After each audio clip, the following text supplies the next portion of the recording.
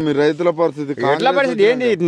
కంటికి నిద్ర లేదు, తిందామంటే కూల్ లేదు ఈ ఎండకి.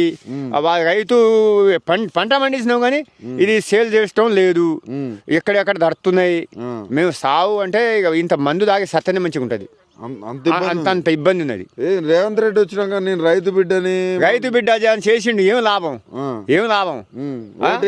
ఓటేసినాం వాళ్ళే ఎందుకంటే లెక్క కేసీఆర్ చేసినట్టు చెత్తడు కావచ్చు అనుకున్నాం.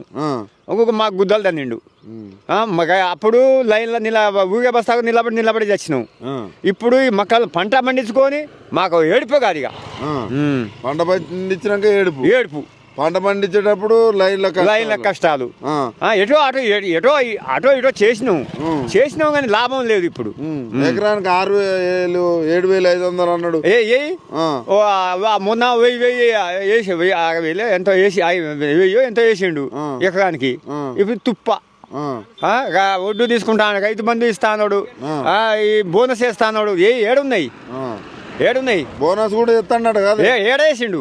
99 అప్పుడు నేడు ఏది వానకాలం ఒడ్లు పడ్డాయి, నష్టపరిహారం కడతా అన్నాడు. నష్టపరిహారం లేదు, ఏం లేదు.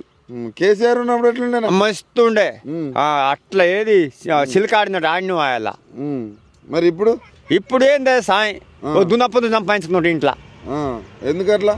అదే ఇక పరిస్థితి అట్లా అయింది తప్ప పాలిత్తు లేదు. బెగ కాదు ఇది దున్నపోతు.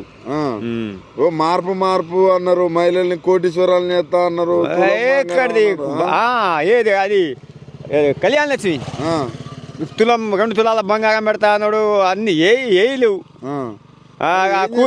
కూలి వాళ్ళకు ఎంత 2,000 ఎంత నెలకి ఇస్తా అన్నాడు. అవును, అయి ఉచితంగా ఏదో దాటిచ్చిండు. ఆయన బతుకుడు ఎట్లా చూస్తారు ఆయన మాటలన్నీ? అయ్యా లేవు ఇక. ఒట్టు పెట్టిండు ఒట్టా ఇక మళ్ళా జల్వలాగాడు ఇక. 2 లక్షల రుణమాఫీ చేయకపోతే నా మీద ఒట్టు పెట్టకపోతే చూడండి అన్నాడు. లేవు. దేవుళ్ళ మీద ఒట్లు వేసిండు. దేవుళ్ళ తప్పు ఇక.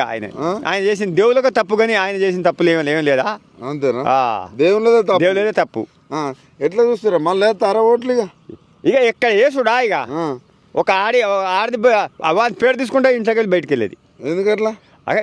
పర్సెంట్ చేసిండు. 500 గ్యాస్ ఇస్తాడు కదా, గ్యాస్ అది కూడా అవి కూడా బ్లాక్ అయినాయి. అవి కూడా కొట్టుకున్న కాడికి వచ్చినాయి. మొత్తానికి ఎట్లుంది పెట్రోల్ బండ్లకు పెట్రోల్ లేదు. ఇక రాత్రికి బండి పెట్రోల్ లేకపోతే మళ్ళీ నైట్ ఇండే పన్నా. ఇట్లా మొత్తానికి ఇంకా 2 ఏళ్ళు ఉన్నది. ఇంకా 2 ఏళ్ళు ఉన్నది. ఎట్లా గడవాలి ఏంది?